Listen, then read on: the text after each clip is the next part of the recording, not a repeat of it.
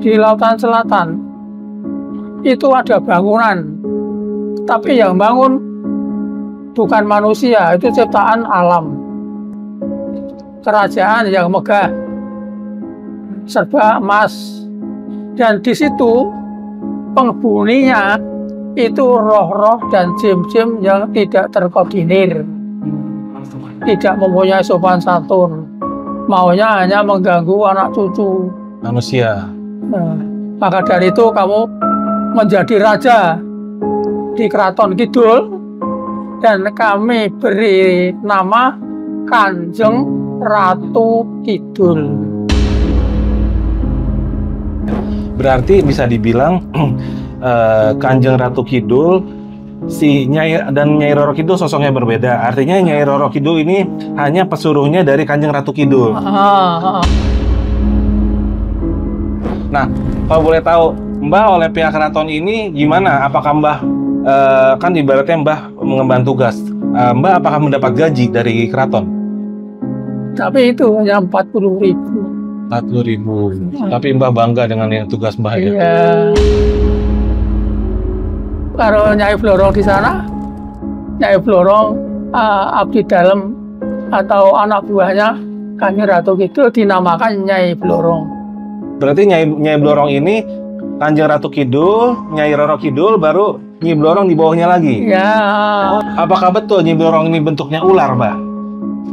Betul ular. Oh betul. Tapi kalau Kanjeng Ratu Kidul manusia.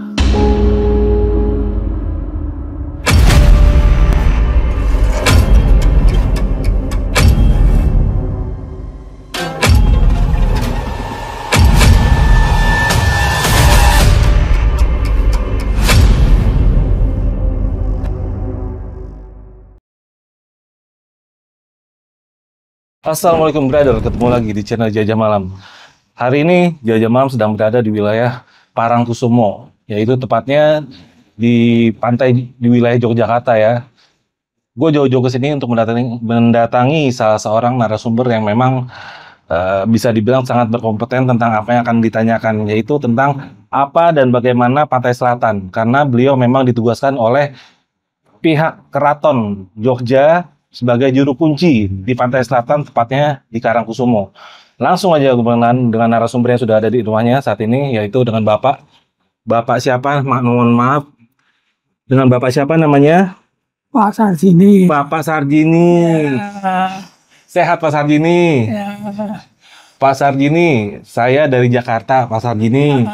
Jauh-jauh ke sini pengen mewawancarai Bapak nih. Bapak kan saya dengar dari beberapa yang memberi masukan kalau Bapak ini memang ditugaskan oleh pihak Keraton Yogyakarta sebagai juru kunci di Parangkusumo.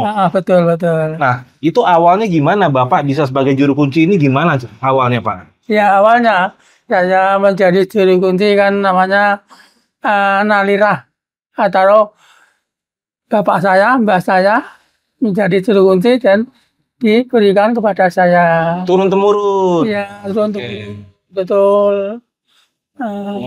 Nah, ini Mbah kalau boleh tahu sudah keturunan keberapa menjadi juru kunci di sini? Saya menjadi juru kunci sudah 65 tahun. Oh, sudah 65 tahun. 65 tahun. Saya sudah menjadi pengirit namanya. Pengirit? Itu 13 tahun. Oh gitu. Sebelumnya berarti orang tua Mbah? Ya, sampai sekarang. Nah Mbah, ini saya kan ibaratnya saya nih anak Jakarta ya, yang nggak tahu sama sekali tentang Laut Selatan itu apa, dan legenda-legendanya. Karena Mbah di sini kan ibaratnya orang datang ke sini rata-rata bertanya ke Mbah ya. Artinya Mbah memang kalau Mbah nggak tahu sejarahnya, nggak mungkin pihak keraton menugaskan Mbah sebagai juru kunci ya kan? Iya. Nah, yang ingin saya tanyakan di sini tentang Laut Selatan itu, kalau di saya Mbah identik dengan yang namanya Nyi Roro Kidul.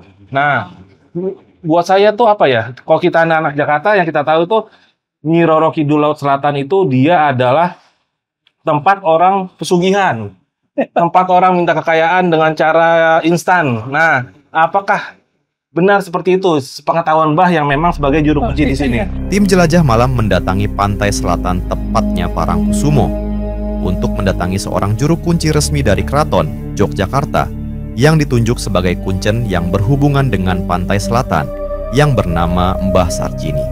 Di sini kami ingin mendapatkan keterangan tentang sosok penguasa pantai selatan yang selalu dikaitkan dengan Nyi Roro Kidul, seorang wanita yang selalu kita dengar identik dengan pesugihan maupun hal-hal klinik lainnya, yang ternyata hanya seorang pesuruh saja.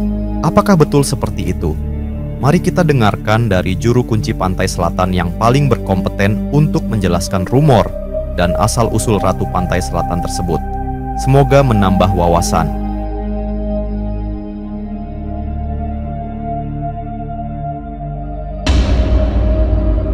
Ini kan kalau awam itu kan semua yang belum mengetahui itu betul begitu. Tapi ini ada cerita dan positif yang dalam memberitahu bahwa Kanjeng Ratu Kidul atau Nyi Roro Kidul itu sebetulnya ada juga. Beda-beda. Ya beda-beda, tapi ada juga. Kanjeng Roro Kidul dan Nyi Roro Kidul beda sosok. Beda. Oke. Beda. Kalau Kanjeng Ratu Kidul ini awalnya awalnya ada Kanjeng Ratu Kidul itu awalnya Kanjeng Ratu Kidul itu sebetulnya kemarin orang biasa. Tetapi Manusia. Orang biasa. Tapi dia putra Raja Prabu Munding-Sari di Pajajaran, Jawa Barat. Masih ada silsilah Pajajaran. Ya, Pajajaran, Jawa Barat. Oke. Tetapi dia Munding-Sari mempunyai kelebihan, keajaiban.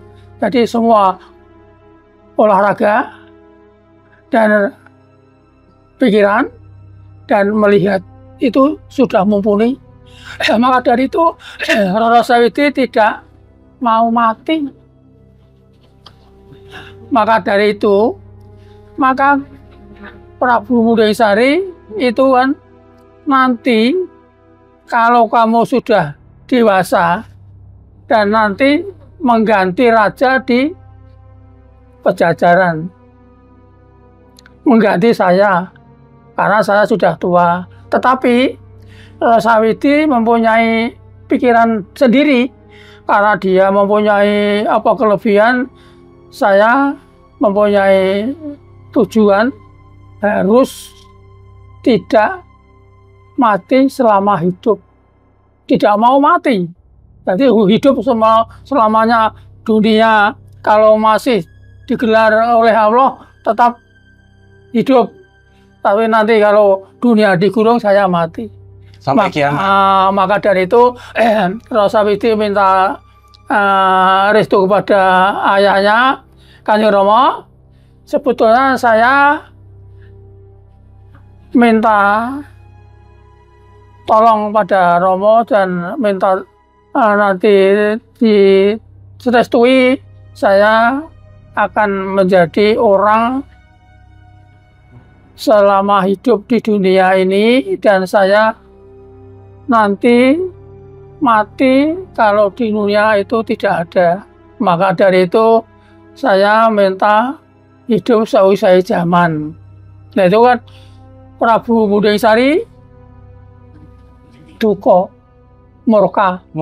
Karena Roro Sawiti nantinya saya menjadikan raja mengganti Romo. Tapi begitu caranya bagaimana? Romo betul-betul saya tidak akan menjadi raja dan saya harus hidup seusai zaman. Nah, kalau itu kamu tidak mapan di kerajaan, harus pergi dari kerajaan. Maka dari itu Roro Sawiti mengerjakan apa yang diperintah Kanjeng Romo atau Prabu Munding-Sari. Betul-betul artinya aku harus nanti dikabulkan oleh dewa supaya aku harus mati seusai zaman. Maka dari itu Roro Sawiti mengerjakan perkataan Kanjeng Romo Munding-Sari, pergi dari Keraton Pajajaran. dari keraton Pajajaran berjalan sampai tepi pantai lautan selatan, tidak makan, tidak minum. Di pantai selatan itu bertemu kepada dewa. Dewa kaget karena anak putri sendirian mengerjakan sampai kurus, tidak makan karena tidak minum. Pada itu ditanya, maunya apa, Nduk? Kamu sampai itu tumpang sampai raga kamu mempunyai tujuan apa? Maka dari itu Rara Sawidi mengaturkan apa ada isi hatinya. Yang sebetulnya saya jauh dari Pajajaran sampai pantai selatan, saya minta tujuan supaya saya hidup seusai zaman. Itu kan kaget, jiwa kaget karena tidak ada. Kalau manusia itu hidup seusai zaman tidak ada, harus mati. Tetapi Rara Sawidi mendesak, Eyang, saya harus dikabulkan, saya harus mati seusai zaman. Kamu bisa terlaksana, tapi kamu harus meninggalkan raga kamu. Jadi kamu nanti hanya roh sejati. Gimana? Ya, saya sanggup mengerjakan, tapi saya betul-betul minta tolong ya supaya saya bisa meracut raga saya. Ya, mari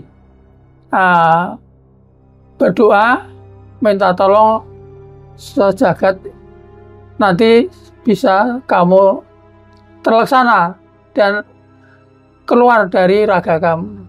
Sesudah itu betul-betul lantas bisa keluar dan hanya roh sejati karena raga sudah terlentang di pasir.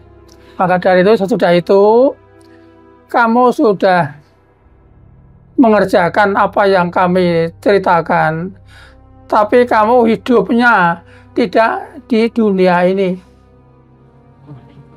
Bagaimana ya nanti saya hidup di mana? Nanti saya terlantar. Enggak, tapi kamu harus menurut perintah saya. Ya, terima kasih.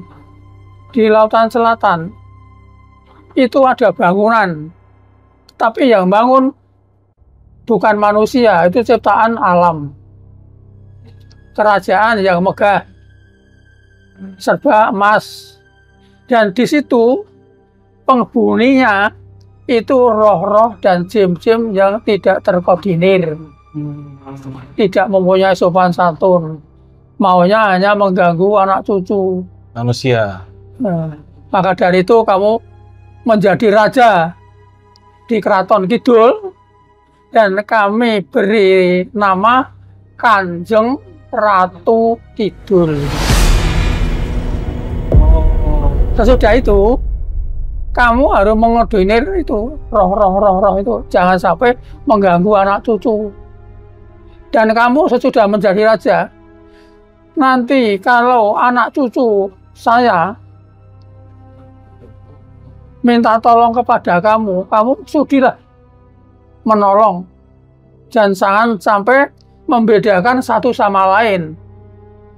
Walaupun orang dari sana, dari sini, agamanya ini, jangan sampai kamu silah-silahkan. Itu semua manusia.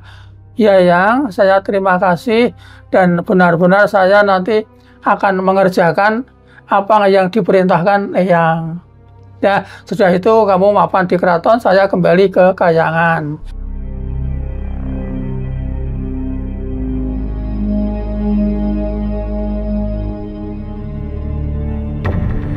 Dan sudah itu ada cerita putranya Ki Ageng Pemanahan namanya Danang Sutawijaya di Pajang.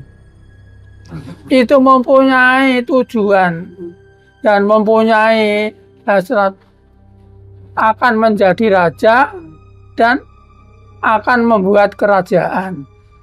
Sebelumnya Danang Sutawijaya sudah mengumpulkan anak saudara dan kawan-kawan, tetapi semua anak saudara dan kawan-kawan mengerjakan babat hutan Mentau itu tidak berhasil, karena di situ namanya kalau Pak Dalang gawat keliwat-liwat, pingit kepati-pati, jalma moro satu mati. Maka dari itu Danang Sutawijaya merasakan putus asa, keluh kesah, bagaimana ini nanti saya mengerjakan yang begini tidak terlaksana, malahan keluarga saya, teman-teman saya banyak yang mati, banyak yang sakit. Itu alhamdulillah kebetulan punya eyang mbah namanya Ki Juru Merentani. Itu kan berbicara kepada Danang, nah kalau kamu mempunyai tujuan mencari hasrat yang adiluhung yang nantinya bisa menurunkan raja-raja di tanah Jawa. Caranya begini, kamu naik perahu dari Sungai Pajang dan kamu menurut alirnya sungai dan nanti di mana, dan nanti kalau sudah berhenti kamu meditasi di situ. Tetapi dari rumah sampai tujuan kamu tidak boleh makan, tidak boleh minum. Aduh yang bagaimana nanti kalau saya tidak kuat, karena belum tentu berapa hari dan berapa minggu, karena jauh ya, dan mana nanti sang saya tuju. Kalau Allah merindui kepada kamu, kamu kuat dan nanti sudah tercapai apa yang kamu tuju.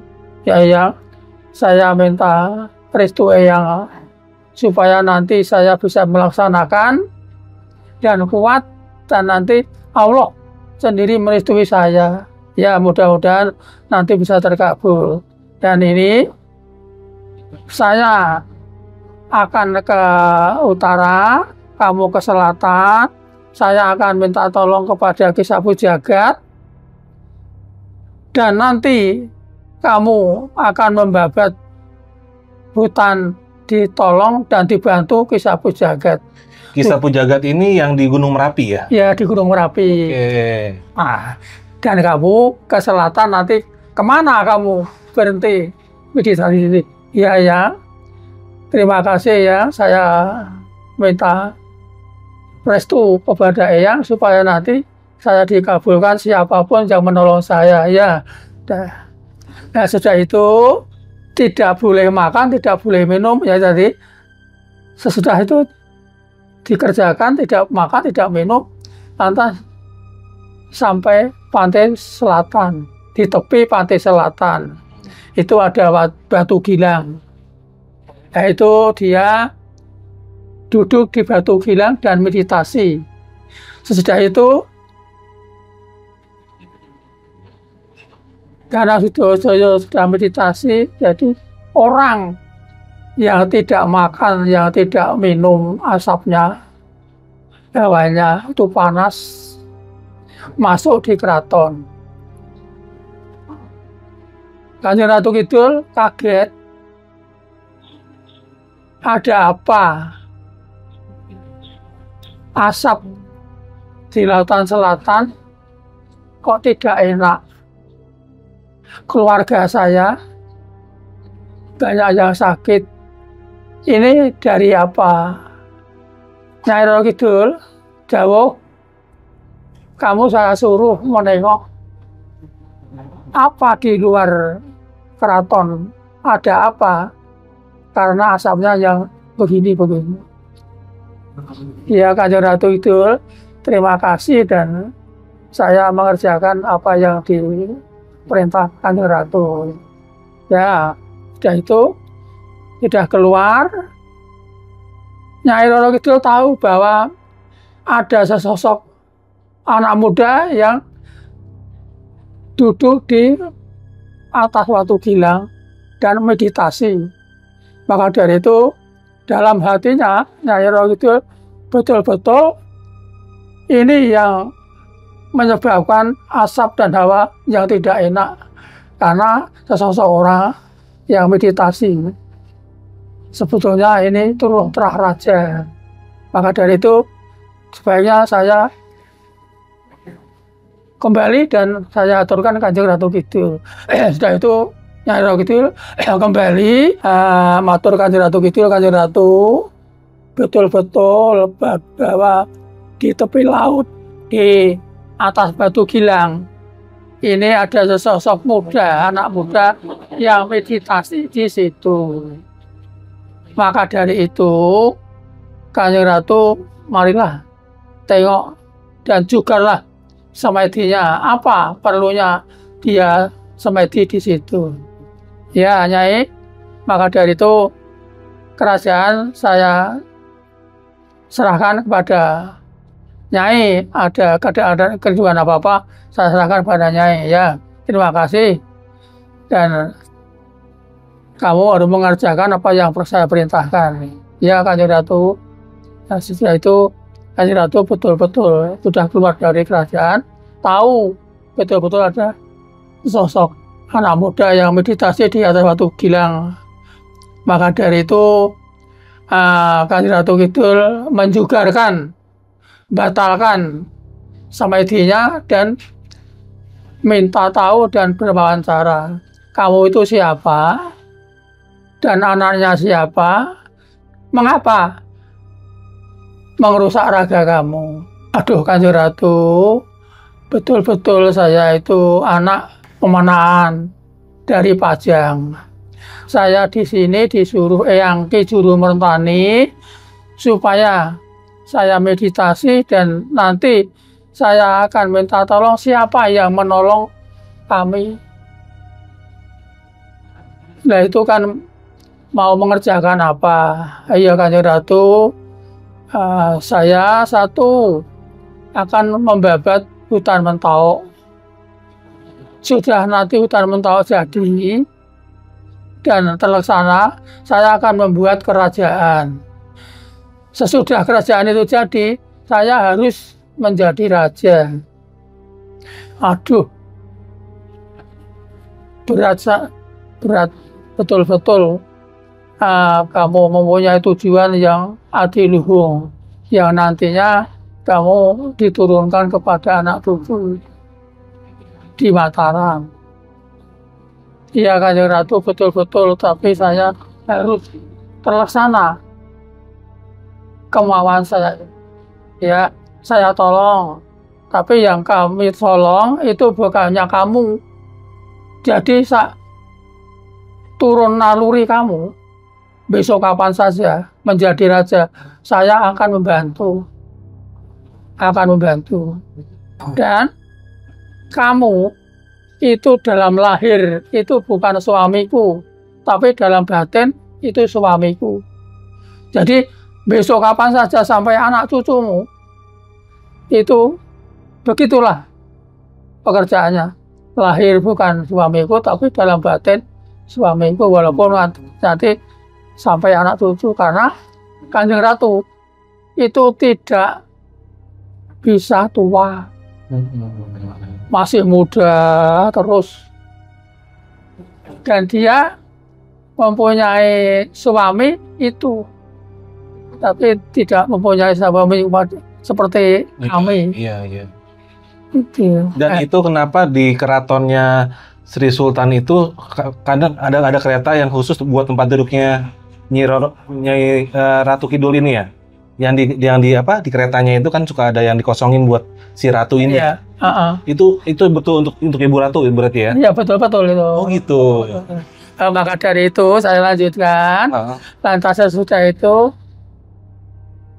Danang Sitowijoyo mengerjakan apa yang diperintahkan Kanjeng Ratu Kidul, sudah terlaksana. Bisa membabat hutan dan bisa mendirikan kerajaan, dan dia bisa menjadi raja. Dan sesudah itu diberi nama Penembahan Senopati Senopati Ngalogo, Sayyidin Panatagomo, Abdul Rahman Kalipatolah. Itu. Jadi nama-nama itu dipakai sampai anak cucu sekarang. Umpamanya si Sultan Hamengkubuwono tetap memakai itu. Walaupun si Sultan Hamengkubuwono Suryane Mataram, Senopati Ngalogo, Sayyidin Panatagomo, Abdul Rahman Kalipatolah sama. Hanya ada Senopati atau ada Suryane Mataram. Maka dari itu, sesudah itu dia sudah menjadi raja dan dia sudah diberi nama yang begitu. Dan Parangkusumo itu kok dijenengke Parangsumo. Parangsumo, parang itu batu. Kusumo batu yang diduduki traing kusumo, jadi Parangkusumo. Tuh, jadi kalau awam namanya kalau ditanya Parangsumo. Ya, sebetulnya Parangkusumo. Kusumo. Jadi kan ini ada namanya Kanjeng Ratu Kidul, Nyai Roro Kidul. Nyai Roro Kidul itu suaminya Ki Joko Tarub. Kalau Kanjeng Ratu Kidul putranya Prabu Munding Sari. Adanya Parangsumo, adanya Penembahan Senopati. Itu Penembahan Senopati Danang Sutawijaya dari Pajang, anaknya Ki Ageng Kemanahan. Itu ceritanya. Jadi sampai sekarang itu malahan sudah tersebar malahan di seluruh dunia, karena dari Belanda, dari Jerman, dari Jepang, dan dari Swedia malahan banyak sekali dari luar negeri itu mengetahui adanya Parangsumo dan adanya Kanjeng Ratu Kidul, Nyai Roro Kidul. Itu sudah mendunia. Dunia. Semua orang tahu ya. Mbah, maaf saya mau nanya. Berarti bisa dibilang Kanjeng Ratu Kidul si Nyai dan Nyai Roro Kidul sosoknya berbeda. Artinya Nyai Roro Kidul ini hanya pesuruhnya dari Kanjeng Ratu Kidul. Kanjeng Ratu Kidul ini ibaratnya kayak menterinya lah, jajaran petingginya dia. Berarti ini sosok yang berbeda. Iya, beda. Nah, itu nih jadi jelas nih. Saya kan selama ini nggak tahu, saya pikir ini sama nih. Nah, ada pertanyaan lagi nih, Mbak. Di Jakarta itu yang terkenal selain Nyi Roro Kidul, ini juga adalah sosok yang namanya Nyi Blorong, yang kalau kita mendengar itu katanya ini adalah siluman ular yang orang-orang yang meminta pesugihan kepada Nyi Blorong. Nah, kalau menurut pandangan Mbah, apakah Nyi Blorong itu ada dan itu seperti apa, Mbah? Iya, ini kan ceritanya ya. Nyai Blorong. Iya. Itu kan Kanjeng Ratu Kidul mempunyai namanya ajudan atau mempunyai anak buah banyak sekali. Betul. Tetapi putri semua. Oh, putri semua. Putri semua. Walaupun putri tapi mempunyai kelebihan. Oke. Ini kan ya saya ceritakan. Nyi Blorong, Roro Sindet, Roro Sumekar, Nawangse, Nawangsari. Masih banyak lagi, tapi putri semua. Dan ini semuanya kalau di Yogyakarta abdi dalam, seperti saya. Tapi walaupun abdi dalam itu mempunyai keajaiban, mempunyai kelebihan, tahu bahwa nanti ada ini. Oh gitu. Itu. Nah itu Nyi Blorong sendiri kalau nggak salah saya dengar ada dua ya. Ya. Nah ini gimana nih Mbah dua ini? Nyai Blorong itu yang di liar itu, kalau Nyai Blorong di sana, Nyai Blorong abdi dalam atau anak buahnya Kanjeng Ratu Kidul dinamakan Nyai Blorong. Berarti Nyai Blorong ini Kanjeng Ratu Kidul, Nyai Roro Kidul, baru Nyi Blorong di bawahnya lagi. Ya. Oh, tingkatnya masih di bawahnya Nyi Roro Kidul. Nyi Blorong masih di bawah Nyi Roro Kidul.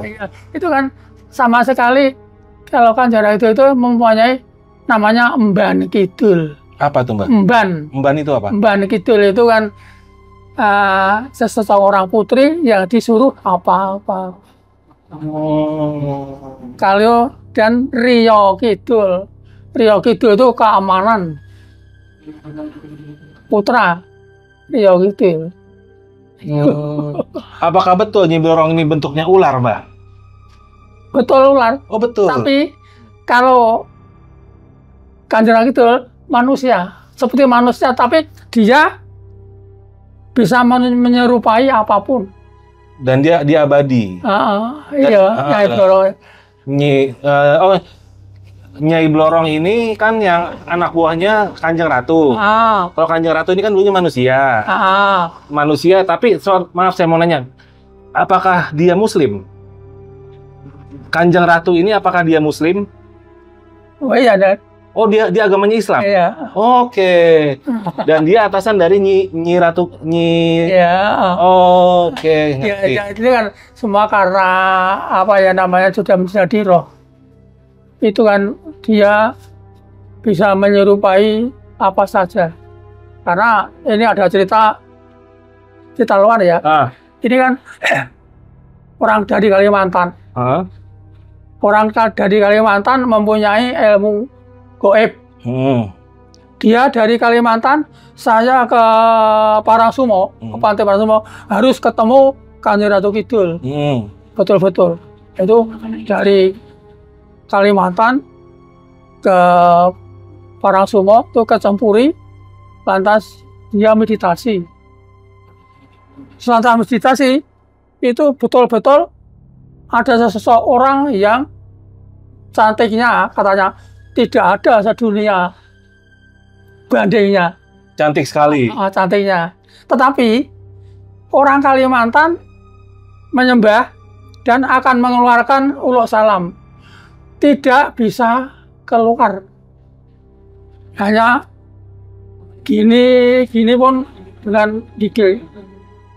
Dan dia sesudah itu tidak bisa mengeluarkan uluk salam, pingsan. Bungkel, pingsan, lantas orang-orang yang tahu, Mbah, kok Piyayi Kalimantanmu kok mati po, Mbah, kayak mes semaput, mengko nek wis mari le semaput, nek wis eling ditakoni kepiye to. Ya itu betul-betul saya tadi meditasi, Mbah, saya ketemu seseorang yang waduh eloknya, tapi saya akan mengeluarkan dulu salam-assalamualaikum. Saya tidak bisa mengeluarkan, saya hanya dilihat dan dia itu senyum.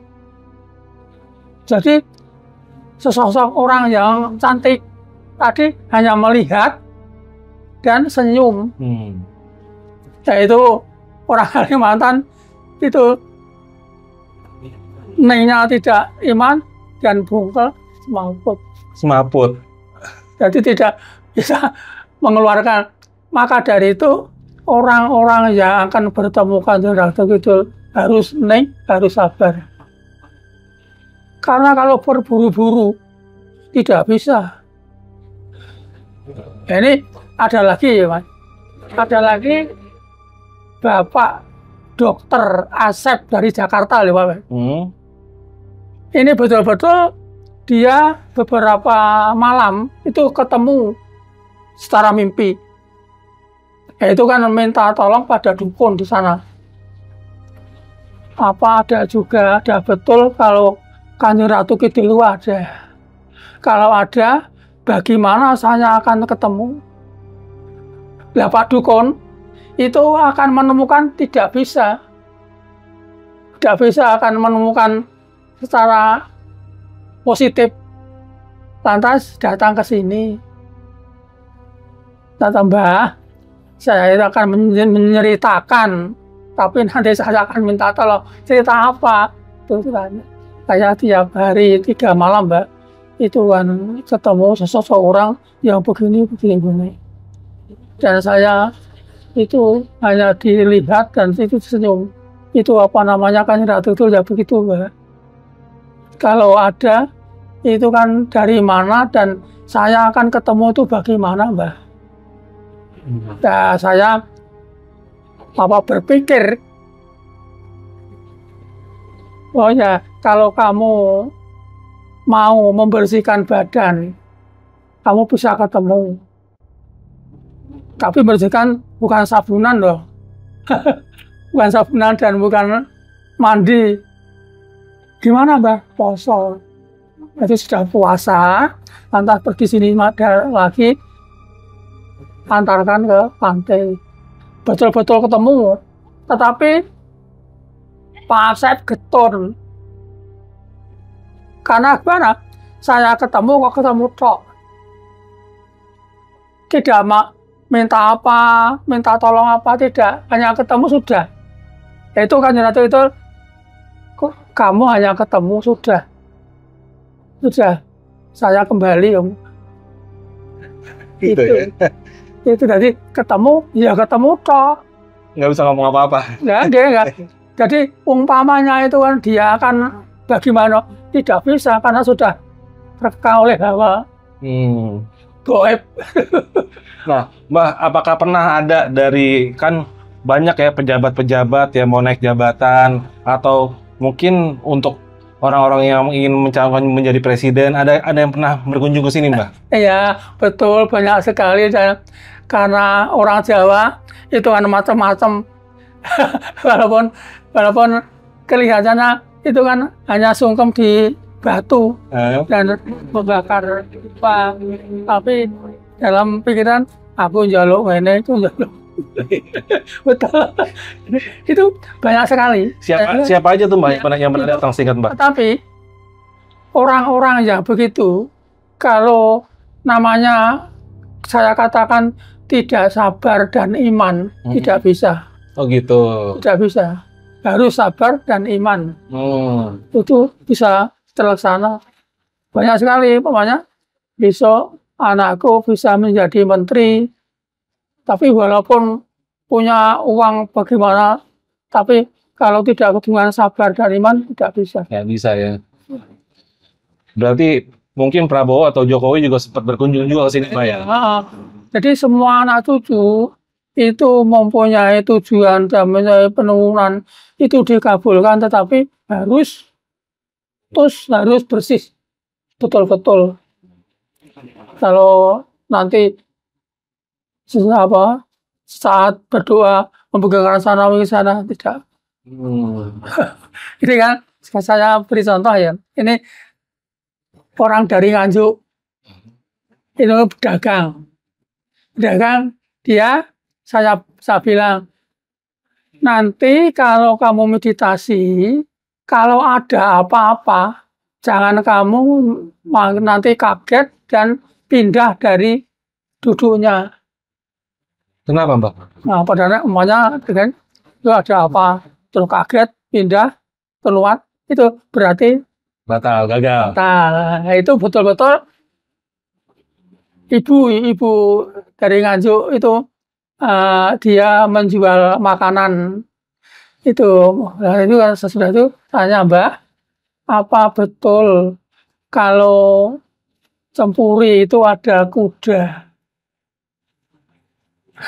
Aneh loh, ada kuda. Bagaimana? Kuda itu berjalan, Mbak, terus itu berputar-putar terus. Itu bagaimana ya, Mbak? Walah, saya memikir dulu itu kan kewajibannya orang tua atau orang mempunyai ilmu. Kalau sebetulnya kuda yang berjalan berputar-putar itu betul tidak berhenti kalau belum diberhentikan kusirnya, dan kamu berdagang itu tidak berhenti kalau kamu belum habis dagang kamu. Apa betul, Mbak? Coba kerjakan nanti. Banyak orang yang Ya, itu kan saya menganalisa, tetapi menganalisa saya sepertinya bukan orang dukun, tapi saya hanya ini sebetulnya begini. Pokoknya ada lagi anak dari Jakarta itu rias. Rias itu kan sudah meditasi, ada penari. Tapi penari itu bukan manusia loh. Penari. Lantas anak dari Jakarta itu menirukan. Saya bilang, besok kalau ada orang yang ke tempatmu melukis atau menghias, itu harus seperti itu. Nanti laris. Apa betul, Mbak? Coba kerjakan. Penari kan biasanya baik-baik. Anak Jakarta.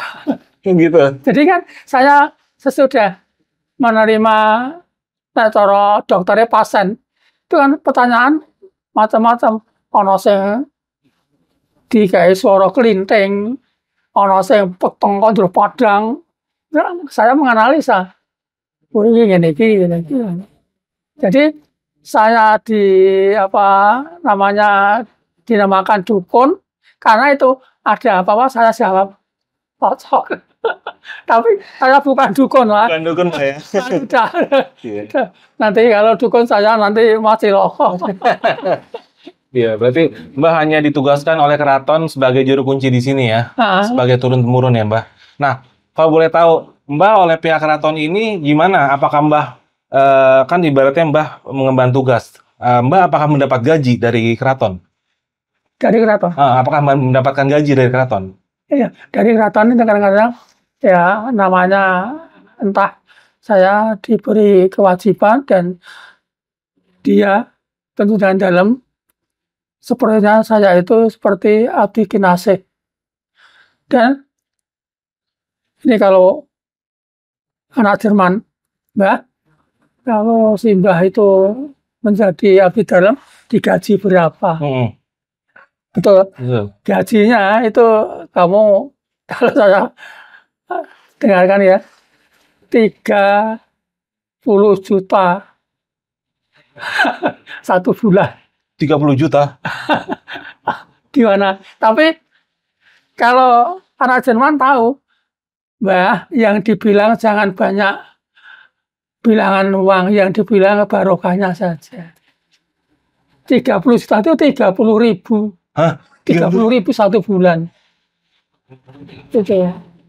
Gimana? Tapi itu kalau anak, ya itu kan anak dari Jerman yang dibilang jangan banyaknya uang, Mbak.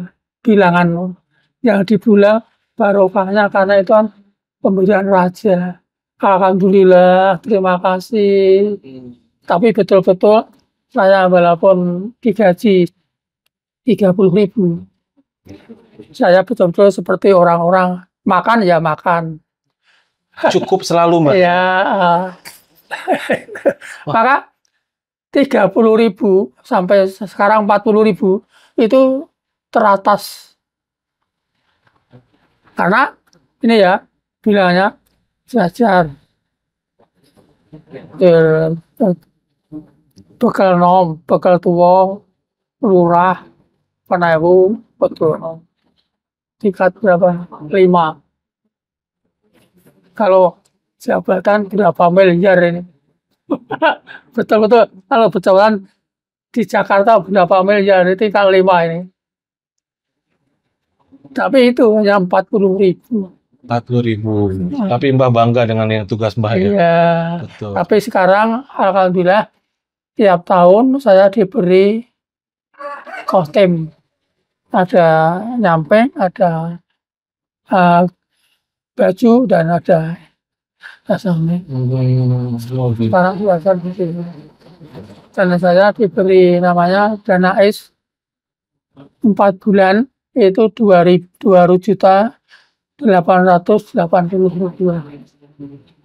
Oke. Tetapi saya ya insya Allah Mas, doa Mas, saya tentram. Dan saya tidak menginginkan kayak tidak. Saya berjalan tidak. Dan saya senang sekali dan salut sekali bahwa anak cucu saya semua di Indonesia datang dan bergurau di tempat sini. Senang sekali.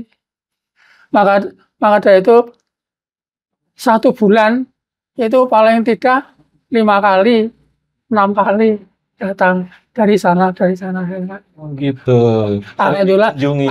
Kemarin ini dari Medan. Kemarin Minggu ya.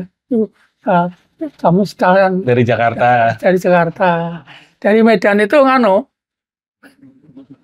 dari Medan itu wisata. Maka dari itu, Mbah, saya minta gambarnya si Mbah karena ini saya bagian wisata. Kalau saya tidak menyodorkan gambarnya si Mbah, nanti wisata tidak senang. Itu. Ya, maka dari itu maklum gambar saya kemana-mana di Jerman, di Amerika. itu kan dari Bekasi, anak muda, anak putri, itu kan petang-petang datang di sini. Assalamualaikum, waalaikumsalam. Apa betul ini rumahnya Mbak Sarjini, Mbak Jalatri? Betul, alhamdulillah. Merangkul saya, nangis. Saya kata, kamu kok sendirian Bu dari Jakarta apa? Tidak takut? Tidak Mbah, saya keburu akan bertemu si Mbah. Kok kamu tahu ini gambarnya siapa? Itu. Saya senang sekali walaupun saya itu digaji sebegitu. Tapi keluarga saya banyak. Berkah ya Mbah ya? Ya, itu kan kalau bilangnya anak Jerman barokahnya itu. Barokahnya, betul. Wah, luar biasa nih. Nah, itu ya bro ya, kurang lebih sekelumit kisah ya tentang Mbah Sarjini ya. Mbah siapa? Mbah Sarjini. Mbah Sarjini yang mengemban tugas dari Keraton Yogyakarta sebagai juru kunci di apa tadi nama Parangkusumo di Parangkusumo. Di Parangkusumo. Nah, Mbah ini berarti keturunannya dari abdi dalam berarti dulu ya? Ya. Oh gitu. Dan nanti setelah Mbah mungkin anak dan cucu Mbah yang meneruskan tugas Mbah ini ya? Iya betul. Wah luar biasa. Pengabdian yang tanpa... Tapi ya itulah gajinya si Mbah yang begitu. Tapi si Mbah itu kan namanya mempunyai iman dan sabar. Betul. Tugas itu amanah Mbah ya? Iya. Luar biasa. Terima kasih. Nah Mbah, sebelum kita tutup, pesan apa nih dari Mbah buat yang pada nonton di rumah nih? Pesan dari Mbah yang buat pada nonton. Ya, ini kan semua penonton, ini kan saya minta walaupun di mana saja, dia harus mempunyai hati sabar dan iman. Karena itu nanti untuk mendidik anak-anak kita. Dan ini sejarah di Parangkusumo, ini wajib dipelajari karena dia itu mempunyai tujuan untuk menyejahterakan keluarga dan masyarakat. Begitu. Oke, amin. Ya luar biasa ya. Oke brother, mudah-mudahan dari apa yang kita angkat hari ini sedikit membuka wawasan ya tentang apa itu Laut Selatan dan sejarahnya yang gue sendiri sebagai anak Jakarta tuh yang masih taunya kan, wah ini itu. Kali ini kan mendapat keterangan langsung dari yang sangat berkompeten untuk menjawab ya. Oke Mbah Sarjini, sebelumnya saya dari tim Jajah Malam, makasih banyak Mbah ya sudah diterima. Terima kasih. Sudah diceritain. Ya. Oke deh, kalau gitu kita undur diri dulu Mbah ya. Ya. Saya Arfi dari Jajah Malam dan Mbah Sarjini pamit dulu. Ya. Sampai ketemu di episode selanjutnya. Assalamualaikum warahmatullahi wabarakatuh. Waalaikumsalam warahmatullahi wabarakatuh.